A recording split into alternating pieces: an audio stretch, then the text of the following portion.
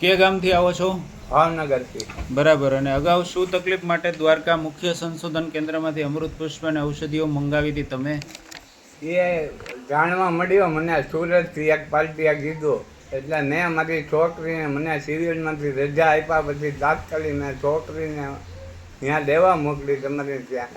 ત્યાંથી છોકરી ઘરે લઈને આવી. રજા લઈને હું આવ્યા બીજા દિવસે મને દવા મળી ગઈ તમારી.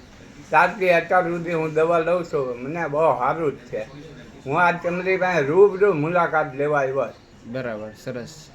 બરાબર. અને તમે પણ ભાવનગર આયુર્વેદિક યુનિવર્સિટીમાં હતા? આયુર્વેદિક તાપીબાઈ આયુર્વેદિક હોસ્પિટલમાં વોર્ડ સર્જન તરીકે નોકરી કરતો હતો. કઈ સાલમાં હતા ત્યાં? 1971 થી 78 સુધી. ખૂબ સરસ. અને આયુર્વેદમાં તમને રુચિ છે એ વાત? બહુ રસ છે મને આયુર્વેદ. એટલે ખૂબ આનંદ છે. અને રાહતો છે ને અમારા રાહત એટલે 90% રાહત છે. ખૂબ સરસ. તમારું આખું નામ જણાવો.